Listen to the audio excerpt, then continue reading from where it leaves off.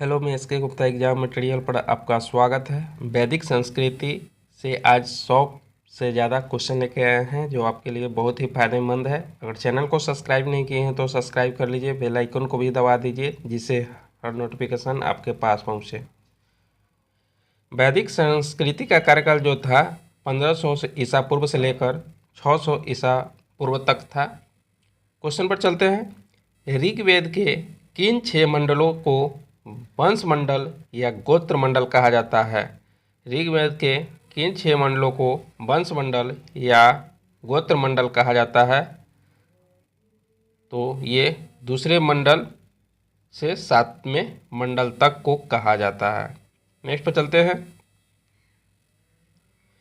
किस वेद में जादुई माया और वशीकरण का वर्णन है? तो जादुई माया और वशीकरण का वर्णन अथर्ववेद में है। कौन वेद में है? अथर्ववेद में है। नेक्स्ट, आर्य शब्द इंगित करता है तो आर्य शब्द श्रेष्ठ वंश को इंगित करता है। नेक्स्ट, ऋग्वेद में कुल कितने मंडल है? तो ऋग्वेद में 10 मंडल है। नेक्स्ट, आर्य भारत में संभवतः आए थे तो ये मध्य एशिया से आर्य आए थे।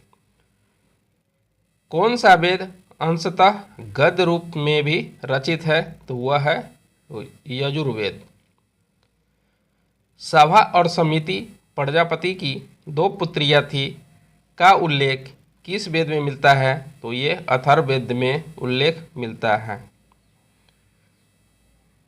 ऋग्वैदिक युग की प्राचीनतम संस्था कौन थी?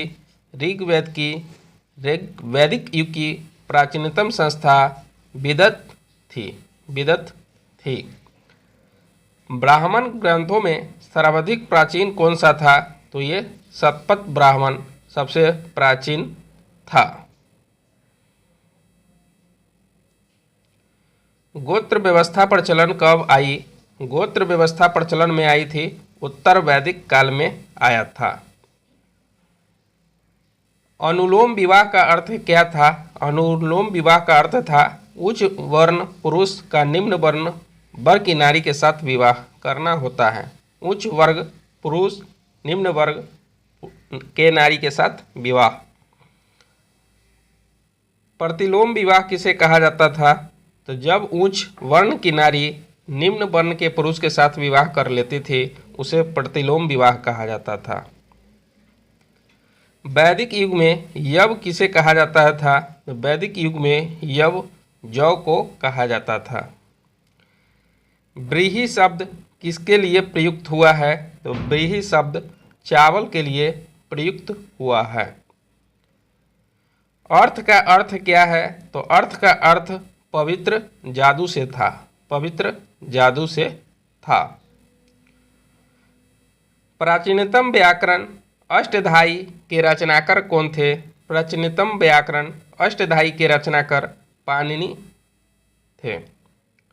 कौन सी स्मृति प्राचीनतम है? तो मनु स्मृति प्राचीनतम है। आदि काव्य की संज्ञा किसे दी जाती है? आदि काव्य की संज्ञा आदि काव्य की संज्ञा किसे दी जाती है? तो ये रामायण को दिया जाता है। प्राचीनतम पुराण कौन है? तो प्राचीनतम पुराण मत्स्य पुराण है। ऋग्वेद में सबसे पवित्र नदी किसे माना जाता है? ऋग्वेद में सबसे पवित्र नदी सरस्वती नदी को माना जाता है। वैदिक समाज की आधारभूत इकाई क्या थी? वैदिक समाज की आधारभूत इकाई कुल कुटुंब था।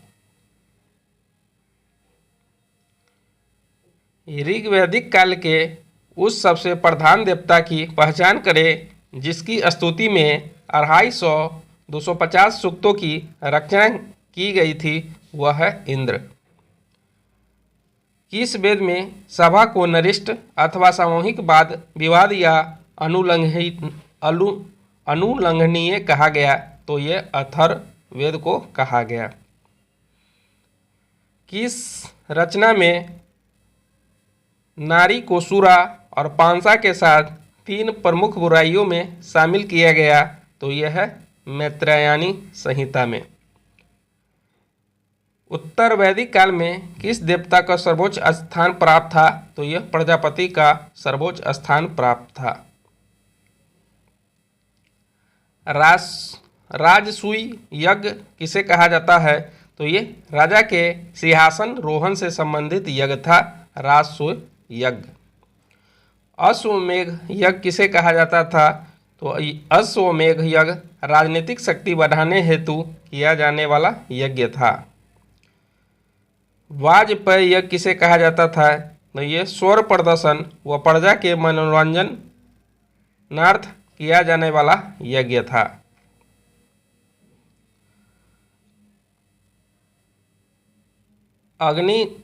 अग्निष्टोम यज्ञ देवताओं को प्रसन्न करने हेतु अग्नि को पशु बलि दिया जाने वाला तथा सोम रस का पान किया जाने वाला यज्ञ को कहा जाता था अग्निष्टोम यज्ञ। ऋग्वेद में उल्लेखित आधुनिक नाम पुरुषनी का आधुनिक नाम रावी है। शूद्रति का आधुनिक नाम सतलज है। अस्कनी का आधुनिक नाम चिनाब है। विपाशा का आधुनिक नाम व्यास है।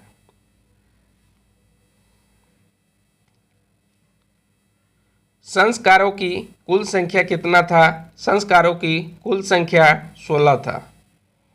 कितना था? 16 था। विवाह के बारे में जान लेते हैं। कौन विवाह किसे कहा जाता है? ब्रह्म विवाह समान वर्ग या जाति का विवाह था। ब्रह्म विवाह जो था समान वर्ग या जाति का विवाह को कहा जाता था। देव विवाह किसे कहा जाता था? तो ये पुरोहित को प्राश्रमिक में मिली कन्या के साथ विवाह को देव विवाह कहा जाता था। आर्य विवाह किसे कहा जाता था? आर्य विवाह तो ये कन्या मूल के रूप में एक गाय व बैल के जोड़े चुकाकर किया गया विवाह को आर्य विवाह कहा जाता था। प्रजापत्य विवाह किसे कहा जाता था? प्रजापत्य विवाह बिना दहेज का विवाह को कहा जाता था। गंधर्व विवाह किसे कहा जाता था? तो गंधर्व विवाह प्रेम विवाह को कहा जाता था। असुर विवाह किसे कहा जाता था? असुर विवाह कन्या को खरीदकर किया गया विवाह को असुर विवाह कहा जाता था। राक्षस विवाह किसे कहा जाता था? तो राक्षस विवाह पराजित राजा की कन्या या अपहरण की गई कन्या के साथ विवाह को कहा जाता था। पिशाच विवाह किसे कहा जाता था? तो पिशाच विवाह सोई हुई अवस्था में कन्या को गुमराह कर या मानसिक रूप से अस्वस्थ कन्या को गुमराह कर उसके साथ किया गया विवाह को पिशाच विवाह कहा जाता था। 3 ऋण में शामिल नहीं है। 3 ऋण में शामिल मात्र ऋण नहीं है। ऋग्वैदिक काल से संबंधित मृदभांड संस्कृति है। ऋग्वैदिक काल से संबंधित मृदभांड संस्कृति है गेरुवर्णी मृदभांड संस्कृति।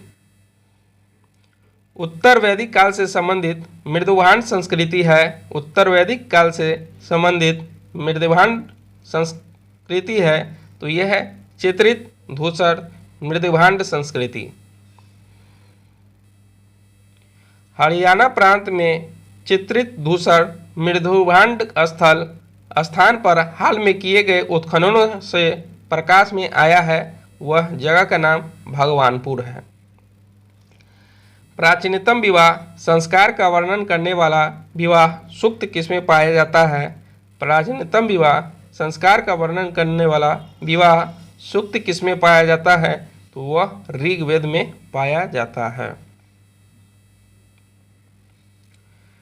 ऋग्वेद में अघन्यवध योग नहीं शब्द का प्रयोग किसके लिए किया गया है? ऋग्वेद में अघन्यवध योग नहीं शब्द का प्रयोग किसके लिए किया गया है? तो वह गाय के लिए किया गया है। संग्रहित कोषाध्यक्ष को कहा जाता था। संग्रहित कोषाध्यक्ष को कहा जाता था। भाग दुध कर संग्रहकर्ता को कहा जाता था। भागदुद कर संग्रहकर्ता को कहा जाता था। छता या छत्री पासे के खेल में राजा का सहायक को कहा जाता था। रीत स्थापित करने के कारण किस वैदिक देवता को त्रस्तस्थ गोप कहा गया? रीत स्थापित करने के कारण किस वैदिक देवता को त्रस्तस्थ गोप कहा गया? तो यह वरुण को कहा गया। कौन मूलतः जल या समुद्र को देवता था? मूलतः जल या समुद्र का देवता जो था वरुण को कहा जाता है। तीन पगों में तीनों को माप लेने के किससे उपक्रम कहा जाता था? तीन पगों में तीनों को माप लेने के किसे उपक्रम कहा जाता था? तो ये विष्णु को कहा जाता था। पुष्ण विवाह को देवता को कहा जाता था। पुष्ण विवाह के देवता को कहा जाता था। पुष्ण विवाह के देवता को कहा जाता था। रुद्र पशुओं के देवता को कहा जाता था। ध्वज जगत के पिता को कहा जाता था। मनु स्मृति मुख्यतः संबंधित है। मनु स्मृति मुख्यतः समाज व्यवस्था से संबंधित थे। गायत्री मंत्र की रचना किसने की थी? गायत्री मंत्र की रचना विश्वामित्र ने किया था। अवेस्ता और ऋग्वेद में समानता है। अवेस्ता किस क्षेत्र से संबंधित है? अवेस्ता और ऋग्वेद में समानता है। अवेस्ता किस क्षेत्र से संबंधित है? तो यह ईरान से संबंधित है। कौन सी एक ऋग्वैदिक आर्यों की लाक्षणिक विशेषता नहीं है? तो वह है लोहे के उपयोग से परिचित थे। कौन सी एक ऋग्वैदिक आर्यों की लाक्षणिक विशेषता नहीं है? तो ये लोहे के उपयोग से परिचित थे। ऋग्वेद में किन नदियों का उल्लेख अफगानिस्तान के साथ आर्यों को संबंध का सूचक है? ऋग्वेद में किन नदियों का उल्लेख अफगानिस्तान के साथ आर्यों के संबंध का सूचक है? कुंभा कमु। आर्यों के आर्कटिक होम सिद्धांत का पक्ष किसने दिया था? आर्यों के आर्कटिक होम का सिद्धांत बीजी तिलक ने दिया था। बाल गंगाधर तिलक ने दिया था। आधुनिक नाम नदिया के हैं। कुहा का आधुनिक नाम काबुल कहा जाता है। पुरुषनी का आधुनिक नाम रावी नदी को कहा जाता है। सदा नीरा का आधुनिक नाम गंडक नदी को कहा जाता है। सुतुदी का आधुनिक नाम सतलज नदी को कहा जाता है। ठीक है, अगर आप लोगों को पसंद आया तो please like, subscribe and comment करना ना भूलें। मिलते हैं नेक्स्ट वीडियो में।